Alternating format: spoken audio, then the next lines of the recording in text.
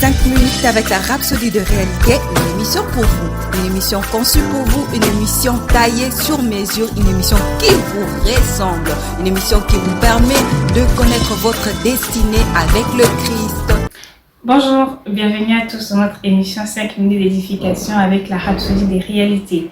Aujourd'hui, samedi 8 février 2020, Pasteur Chris nous enseigne sur le thème « Il a aboli la mort » tiré de 2 Timothée 1, versets 8 à 10, qui dit « C'est lui qui nous a sauvés et nous a appelés à être son peuple, non à cause de nos bonnes actions, mais à cause de son propre plan et sa grâce, manifestée maintenant par l'apparition de notre Sauveur Jésus-Christ.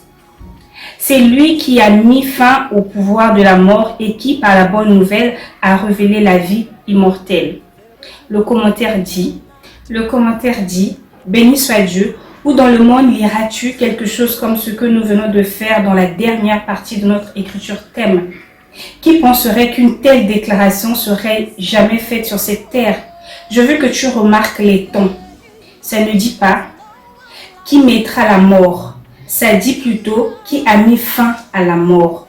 Quand quelque chose est fini, cela signifie que c'est éradiqué, effacé, terminé, arrêté et éliminé. Jésus a mis fin à la mort. Et je ne parle pas de la mort spirituelle. La partie finale de la déclaration montre qu'il fait référence à la mort physique. Car cela dit, il a mis en lumière la vie et l'immortalité par l'évangile. C'est suprême. Il n'a pas simplement aboli la mort, il a apporté la vie et l'immortalité à sa place. Que signifie être mortel? Être mortel signifie être humain, être soumis à la mort. Mais étant né de nouveau, la mortalité a été engloutie par l'immortalité. Ton humanité a été surplantée par la vie de Dieu. Tu es maintenant l'entité de Dieu, un être divin qui est passé de la mort à la vie. Tu peux demander si cela est vrai. Si Jésus a vraiment aboli la mort, pourquoi les gens meurent-ils alors, y compris les chrétiens? Dieu a dit, « Mon peuple est détruit faute de connaissance ».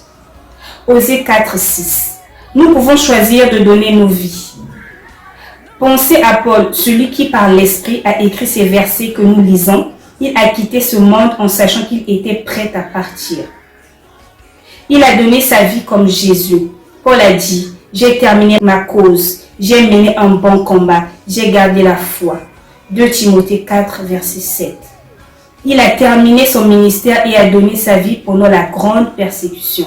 La principale raison pour laquelle les gens meurent est à cause de la conscience et la peur de la mort. Ne pense pas à la mort, n'aie pas peur de la mort, ne parle pas de la mort. La mort est un ennemi vaincu qui a également été aboli. Elle n'a aucun pouvoir sur toi. Loué soit Dieu. Alléluia. Chers frères et sœurs, la rhapsodie de ce jour est merveilleuse. Elle nous explique qu'il ne faut pas avoir peur de la mort. Et on nous dit ici qu'il ne faut même pas parler de la mort parce que Christ est venu sur la terre pour venir mourir pour nous.